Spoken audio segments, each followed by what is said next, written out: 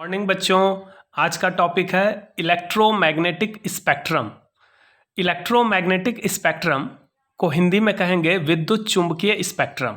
तो देखिए ये स्पेक्ट्रम क्या है।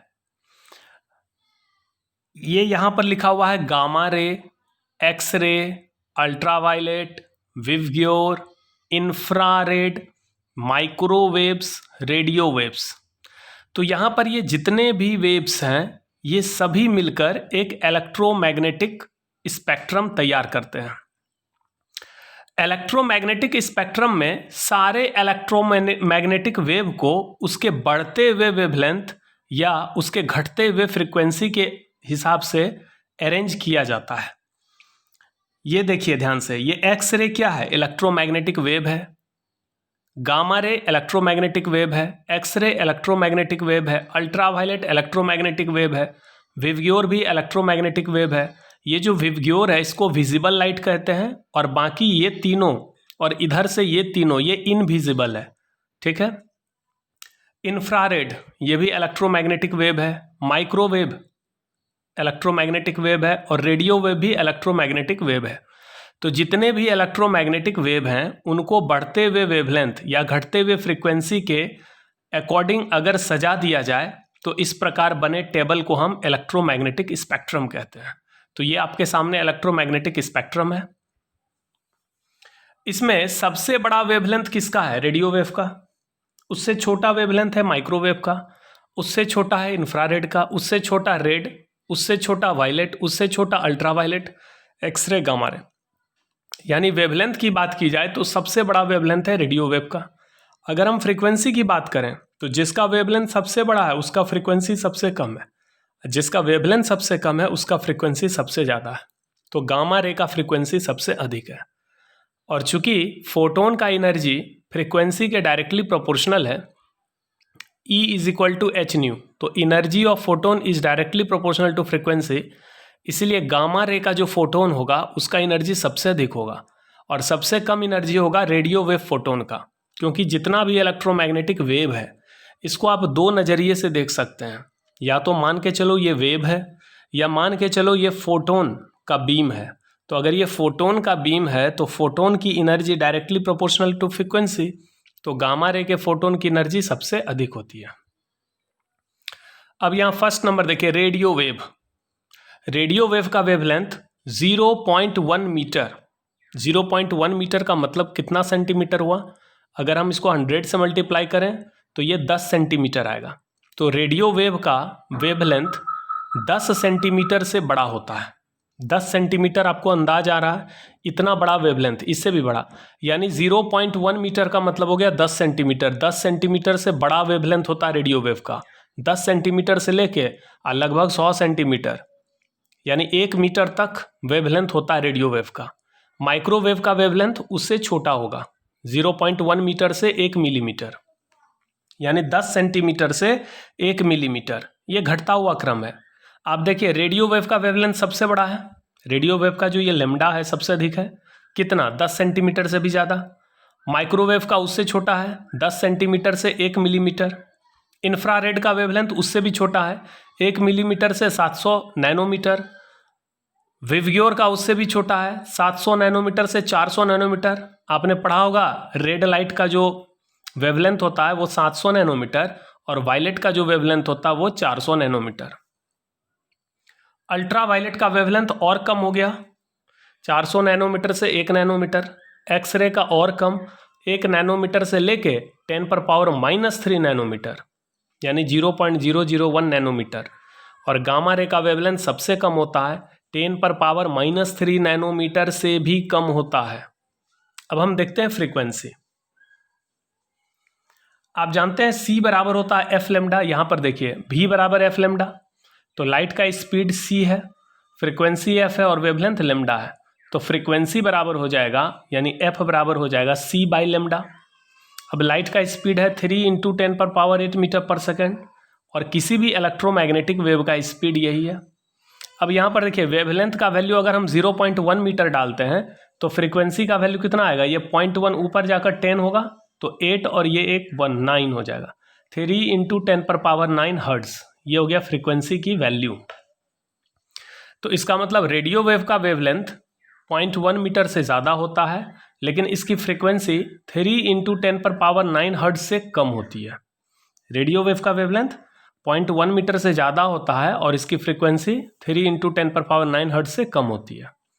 उसी तरह से माइक्रोवेव है, इसका वेवलेंथ 0.1 मीटर से लेकर 1 मिलीमीटर तक होता है और इसकी फ्रीक्वेंसी 3 × 10⁹ हर्ट्ज से लेकर 3 × 10⁻11 हर्ट्ज होता है।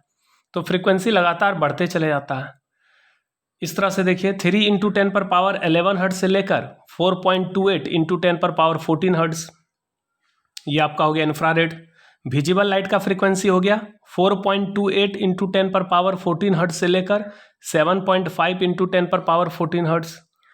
फिर एक्सरे का हो गया 7.5 × 10⁻14 हर्ट्ज से लेकर 3 × 10⁻17 हर्ट्ज।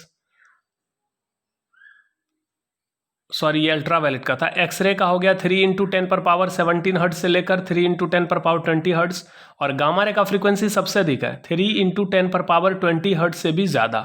तो हम यहाँ पर देख सकते हैं कि रेडियो वेव से ज़्यादा बड़ा फ्रीक्वेंसी है माइक्रोवेव का, उससे बड़ा इंफ्रारेड का। तो फ्रीक्वेंसी लगातार बढ़ रहा है लेकिन वेवलेंथ लगातार घट रहा है।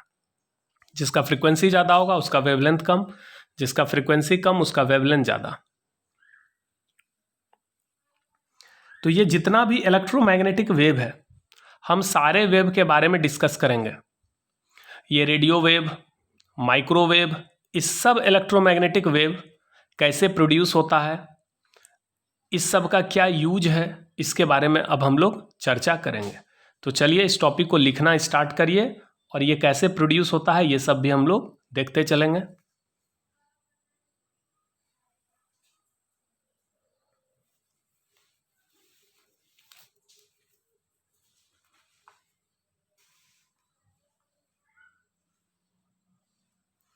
यहाँ से टॉपिक स्टार्ट है इलेक्ट्रोमैग्नेटिक स्पेक्ट्रम।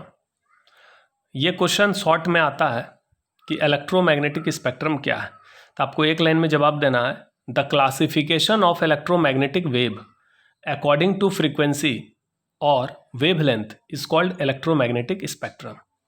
यानी इलेक्ट्रोमैग्नेटिक स्पेक्ट्रम में सारे इलेक्ट्रोमैग्नेटिक वेव को उसके बढ़ते हुए वेवलेंथ या घटते हुए फ्रीक्वेंसी के अकॉर्डिंग अरेंज किया गया। यहाँ पर ये टेबल आपको मदद करेगा ये जानने में कि कौन कौन से इलेक्ट्रोमैग्नेटिक वेव्स हैं। सारे वेव का नाम है radio wave, microwave, infrared, visible रे, अल्ट्रावायलेट, एक्सरे, गामा रे। सबका वेवलेंथ है और सबका फ्रीक्वेंसी है। वेवलेंथ घटते जा रहा है, फ्रीक्वेंसी बढ़ते जा रहा है।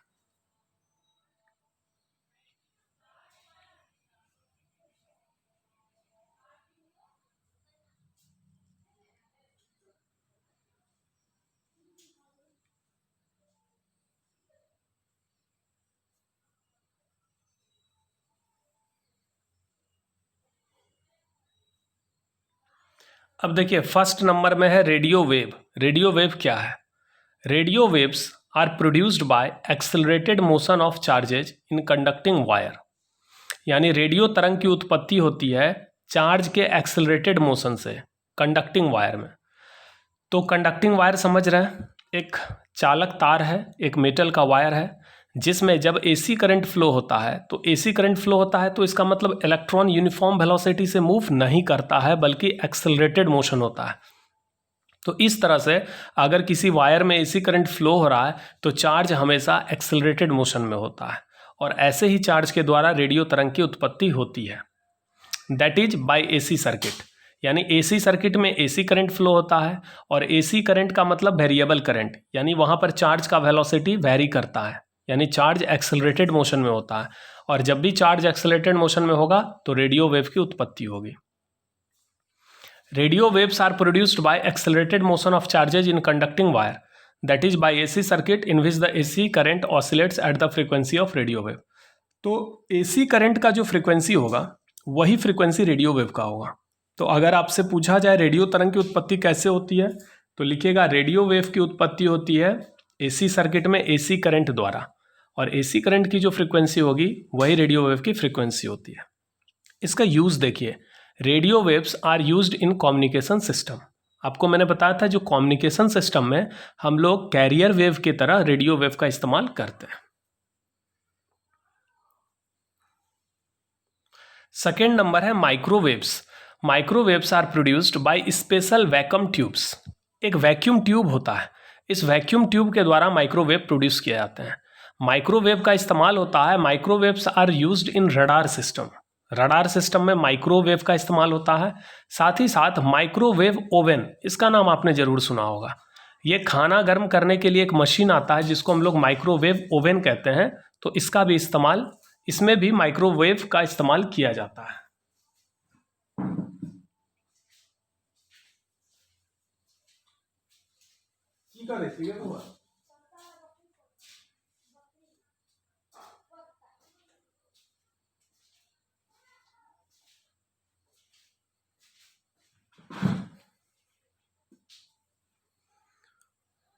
तो माइक्रोवेव ओवन में माइक्रोवेव का इस्तेमाल होता है खाना गर्म करने में, ठीक है।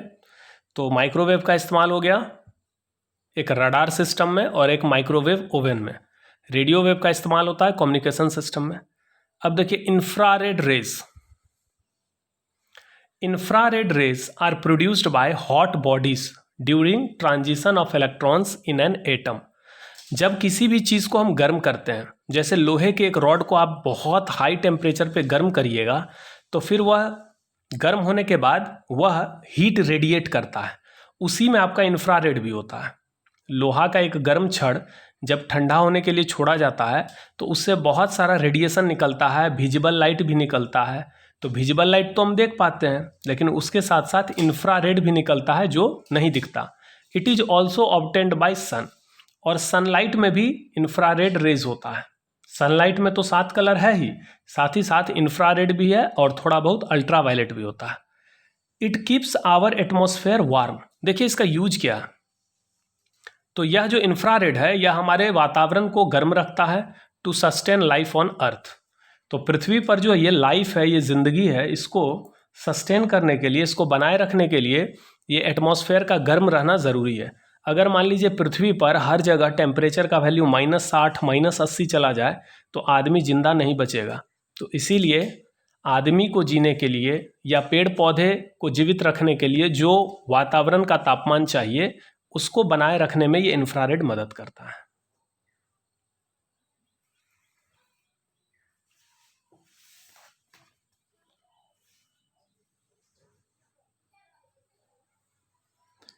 इसका सेकेंड यूज देखिए, infrared lamps are used in physical therapy. Physical therapy में भी इंफ्रारेड लैंप का इस्तेमाल होता है। फिजिकल थेरेपी हो गया, अब मान लीजिए पाँव में दर्द है, घुटने में दर्द है, हाथ में दर्द है, तो इस दर्द को दूर करने के लिए एक इंफ्रारेड लैंप आता है, उससे उसको उस लैंप के मदद से लोग सेकते हैं उस जगह पे जहाँ पे पेन होता है। तो ये इस प्रोसेस को हम फिजिकल थेरेपी कहते हैं। Electronic switches emit infrared rays and are widely used in TV set, video recorder, hi fi system. तो ये जो टीवी सेट में हम लोग रिमोट यूज़ करते हैं, वीडियो रिकॉर्डर में रिमोट यूज़ करते हैं, ये जितने भी इलेक्ट्रॉनिक सर्किट हैं या इलेक्ट्रॉनिक स्विचेज हैं वहाँ पर इंफ्रारेड का इस्तेमाल होता है। आपको मैंने बताया था टीवी का जब रिमोट स्विच हम दबाते हैं तो वहाँ से इंफ्रारेड रेज निकलता है। Infrared detectors are used in earth satellite for military purposes and to observe growth of crops. तो देखिए हमारे पृथ्वी के ऊपर अलग अलग ऑर्बिट में बहुत प्रकार के सैटेलाइट लगे हुए हैं। कुछ सैटेलाइट तो कम्युनिकेशन सिस्टम को मजबूत करने में लगे हुए हैं, कुछ सैटेलाइट इसलिए लगाए गए हैं ताकि हम देख पाएँ कि हमारे बॉर्डर एरिया में क्या हो रहा है। जैसे आप जान पाते हैं कि चाइना हमारे बॉर्डर पर किस एरिया में क्या कर रहा है, तो ये सब सैटेलाइट के मदद से हम जान पाते हैं। और सैटेलाइट में इंफ्रारेड डिटेक्टर लगा होता है जो ये पता करके बताता है कि बॉर्डर एरिया में कहाँ पर क्या हो रहा है, या क्रॉप्स यानी फसल का ग्रोथ भी बताता है, किस एरिया में किस फसल के लिए कौन सा वेदर ठीक रहेगा, या 2 महीना के बाद आने वाला वेदर कैसा होगा, किस फसल के लिए ज़्यादा अच्छा होगा। तो ये सब भी जानकारी हमको इंफ्रारेड डिटेक्टर के मदद से मिलता है जो कि अर्थ सैटेलाइट में लगा होता है।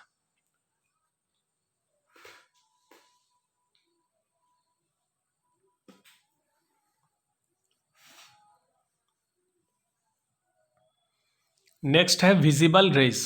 विजिबल रेज का मतलब हो गया विवग्योर। Visible rays are obtained from sun and by burning fails.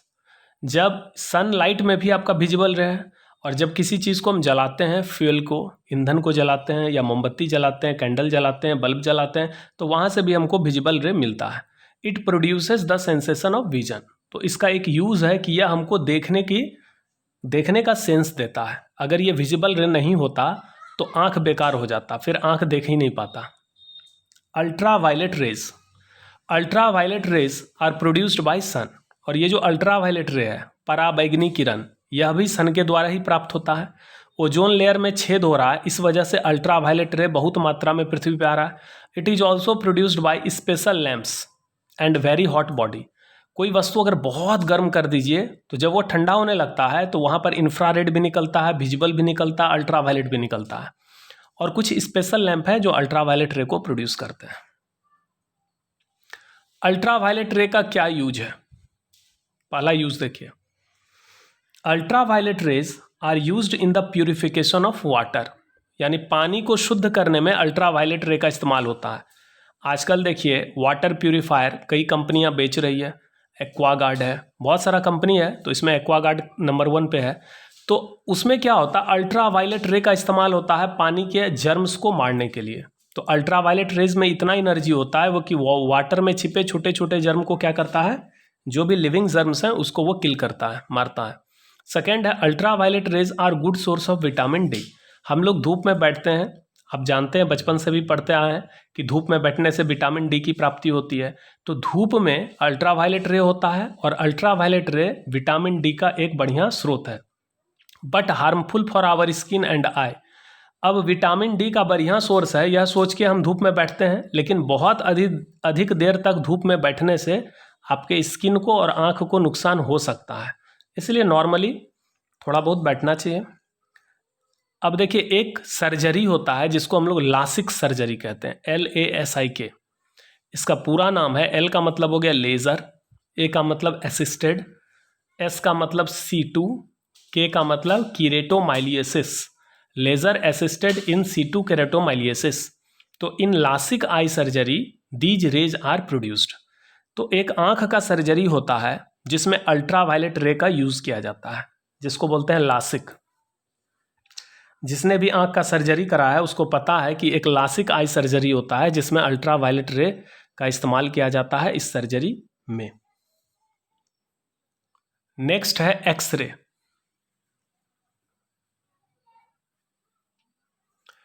X-rays are produced by bombardment of high energy electrons on heavy metal।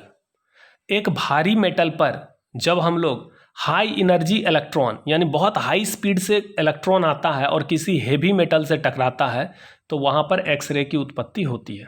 तो एक्सरे कैसे प्रोड्यूस होता है, जब हाई एनर्जी इलेक्ट्रॉन किसी हेवी मेटल से टकराता है, ठीक है, तो एक्सरे की उत्पत्ति होती है। इसका यूज क्या है, in medical science these rays are used to detect fracture in bones. तो हड्डी में टूट फूट का पता लगाने के लिए इस रे का इस्तेमाल होता है चिकित्सा विज्ञान में। It is also used in the treatment of cancer, और कैंसर के इलाज में भी एक्सरे का यूज होता है। In material science X rays are used to find the crystal structure. X ray technology का इस्तेमाल होता है क्रिस्टल के स्ट्रक्चर को जानने में। आप लोग केमिस्ट्री में एक चैप्टर पढ़े होंगे क्रिस्टलोग्राफी, वहाँ पर आपने पढ़ा होगा ब्रैग्स इक्वेशन। तो ब्रैग इक्वेशन या जो भी क्रिस्टलोग्राफी का टेक्निक है उसमें एक्सरे का इस्तेमाल होता है यह जानने में कि किस क्रिस्टल का कौन सा स्ट्रक्चर है, ठीक है। These rays are used to check the cracks and air bubbles in metal product and bridges. X ray का इस्तेमाल यह चेक करने में भी किया जाता है कि जो मेटल के प्रोडक्ट बनते हैं या जो ब्रिज बनते हैं, पुल में आप जानते हैं लोहा का बड़ा बड़ा बीम लगता है, तो उस बीम में कहीं क्रैक ना हो, उस क्रैक का पता लगाने के लिए भी एक्सरे का इस्तेमाल होता है। लोहे के बड़े बड़े बीम जब फैक्ट्री में बनते हैं तो वहाँ पर एक्सरे टेक्नोलॉजी के इस्तेमाल से यह जानने में मदद मिलता है कि उस बीम में कहीं मैन्युफैक्चरिंग डिफेक्ट के कारण कोई क्रैक तो नहीं रह गया, कोई एयर बबल्स तो नहीं रह गया किसी भी मेटल प्रोडक्ट में। इससे क्या होगा कि वह ब्रिज कमज़ोर होगा। तो इसीलिए एयर बबल्स या क्रैक का पता लगाने के लिए भी एक्सरे का इस्तेमाल होता है। ठीक वैसे ही जैसे शरीर के हड्डी में अगर कहीं टूट फूट है तो उसका पता लगाने के लिए एक्सरे का इस्तेमाल होता है, वैसे मेटल प्रोडक्ट या ब्रिज में, लोहे के ब्रिज में कहीं भी टूट फूट या फ्रैक्चर है नहीं भी है, मान लीजिए समय के साथ आ गया है, तो वहाँ पर भी एक्सरे टेक्नोलॉजी का इस्तेमाल होता है।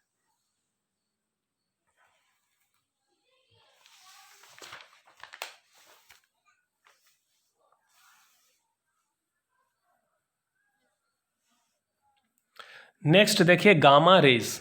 Gamma rays are produced in nuclear reaction and also emitted by radioactive nuclei.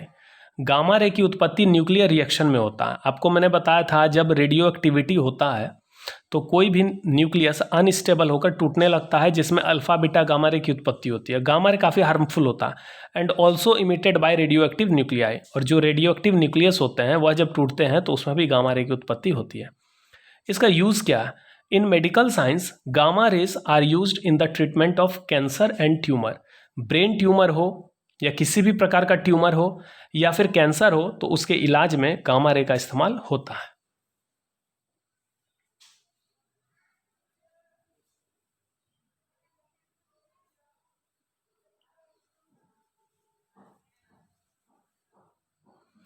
अब यहां पर दो न्यूमेरिकल है, जरा देख लीजिए। अ प्लेन इलेक्ट्रोमैग्नेटिक वेव, एक इलेक्ट्रोमैग्नेटिक वेव है, विद्युत चुंबकीय तरंग है, यानी उसमें इलेक्ट्रिक फील्ड होगा और मैग्नेटिक फील्ड भी होगा, दोनों ऑसिलेटिंग नेचर का होगा। Of frequency 25 mega hertz. तो एक इलेक्ट्रोमैग्नेटिक वेव है जिसकी फ्रीक्वेंसी है, यानी उसमें जो ऑसिलेटिंग इलेक्ट्रिक और ऑसिलेटिंग मैग्नेटिक फील्ड है उसकी फ्रीक्वेंसी है 25 mega hertz. Travel in free space along the x direction, वो एक्स एक्सिस के अलोंग चल रहा है, इस डायरेक्शन में आपका इलेक्ट्रोमैग्नेटिक वेव मूव कर रहा है। At a particular point in space and time. Space का मतलब होता है ये जो जगह है, स्पेस में एक पर्टिकुलर पॉइंट पे और एक खास समय पर इलेक्ट्रिक फील्ड का ये वैल्यू है इतना वोल्ट पर मीटर, यानी इलेक्ट्रिक फील्ड का डायरेक्शन जे कैप यानी वाई एक्सिस के अलोंग है। What is magnetic field at this point. अगर किसी समय इलेक्ट्रिक फील्ड का वैल्यू, मान लो इस तरह से ये इलेक्ट्रिक फील्ड ऑसिलेट करता है और यहाँ पर मैग्नेटिक फील्ड है ये, तो किसी टाइम पर अगर इलेक्ट्रिक फील्ड का कुछ वैल्यू दिया गया है तो उसी टाइम पर मैग्नेटिक फील्ड का क्या वैल्यू होगा। तो आप जानते हैं C बराबर होता है E/B। तो यहाँ पर मैग्नेटिक फील्ड का वैल्यू हो जाएगा E/C, अगर इलेक्ट्रिक फील्ड बाई C। अगर इलेक्ट्रिक फील्ड का वैल्यू दिया गया है 6.3 वोल्ट पर मीटर, तो उसको हम C से जैसे ही डिवाइड करेंगे तो हमको मैग्नेटिक फील्ड का वैल्यू मिल जाएगा, और मैग्नेटिक फील्ड जेड एक्सिस के अलोंग होगा यानी K के अलोंग।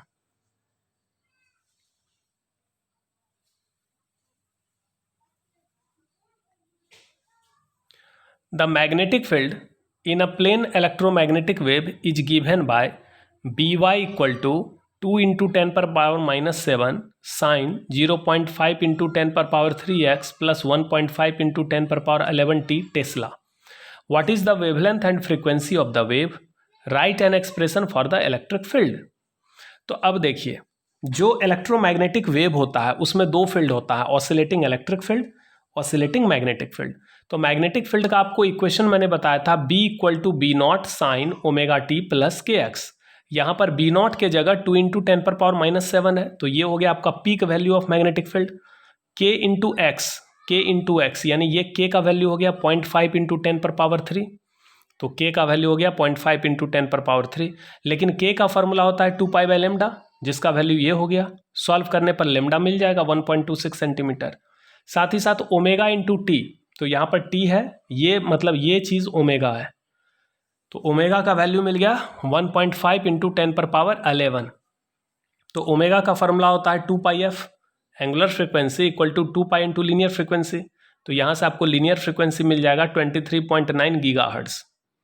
तो इसका मतलब मैग्नेटिक फील्ड की जो फ्रिक्वेंसी होगी वही फ्रिक्वेंसी तो इलेक्ट्रिक फील्ड की भी होगी, और वही फ्रिक्वेंसी इलेक्ट्रोमैग्नेटिक वेव का होगा। तो what is the wavelength and frequency of the wave, तो ये वेवलेंथ हो गया, ये फ्रिक्वेंसी हो गया। और write an expression for the electric field, तो इलेक्ट्रिक फील्ड के लिए एक्सप्रेशन क्या होता है, E is equal to E not sine K X plus omega T, तो ये टर्म तो सेम रहेगा। तो जो मैग्नेटिक फील्ड का इक्वेशन दिया गया है, इस इक्वेशन में ये जो के एक्स प्लस ओमेगा टी लिखा हुआ है, सेम यही चीज़ इलेक्ट्रिक फील्ड में होगा, बट यहाँ पर थोड़ा सा चेंज होगा, ये बी नॉट है यानी peak value of magnetic field है, यहाँ पर आपको ई नॉट निकालना होगा। तो ई नॉट बराबर होता है बी नॉट इंटू सी, क्योंकि सी बराबर होता है ई नॉट बाई बी नॉट। तो यहाँ से बी नॉट का वैल्यू और सी का वैल्यू दोनों मल्टीप्लाई करिएगा तो ये ई नॉट यानी पीक इलेक्ट्रिक फील्ड मिल जाएगा। अब ई नॉट का वैल्यू यहाँ सेट कर दीजिए, बाकी sign K X plus omega T volt पर मीटर। और चूंकि मैग्नेटिक फील्ड वाई के अलोंग दिया गया है, यहाँ पर बी वाई लिखा हुआ है, तो इलेक्ट्रिक फील्ड जेड के अलोंग हो जाएगा। तो आपका मॉडर्न फिजिक्स का थ्योरी पूरा खत्म हो गया। ठीक है, अब इंग्लिश मीडियम वाले बच्चे लिखिए, नेक्स्ट क्लास में हम लोग मॉडर्न फिजिक्स का न्यूमेरिकल डिस्कस करेंगे।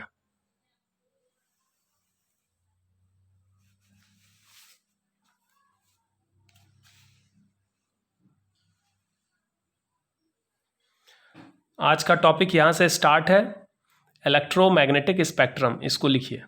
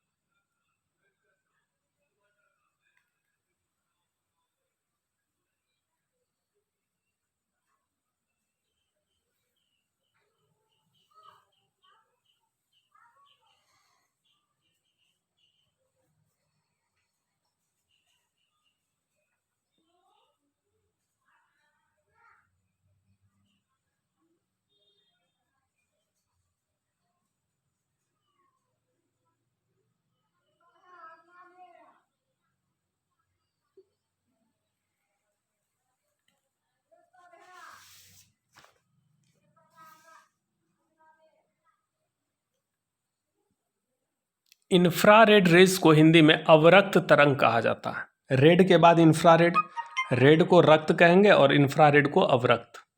वायलेट को बैगनी कहते हैं, अल्ट्रावायलेट को पराबैगनी। संसूचक का मतलब होता है डिटेक्टर, यानी वह चीज जो कोई चीज का पता लगाता है।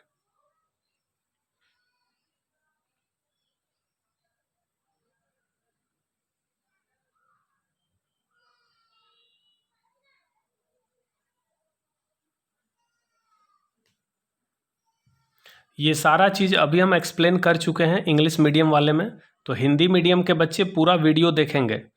ये नहीं कि इंग्लिश मीडियम में बता रहे हैं सर तो उसको स्किप कर दिए, वो नहीं, वो पूरा वीडियो देखिएगा क्योंकि ये सब अभी जस्ट एक्सप्लेन किए हुए हैं।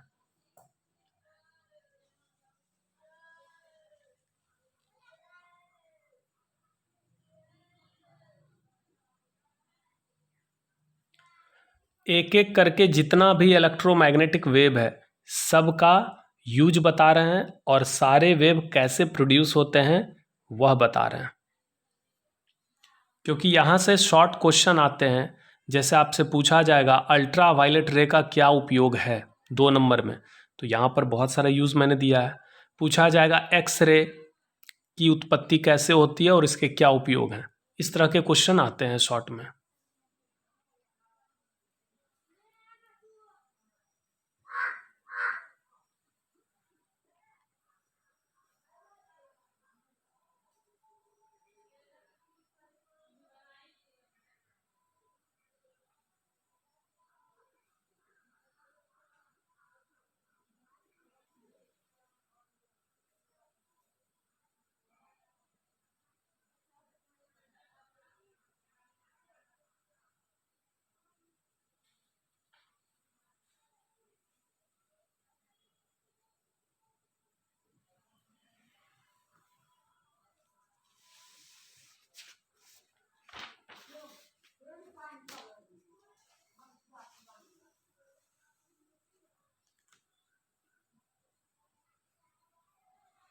गामा किरणें,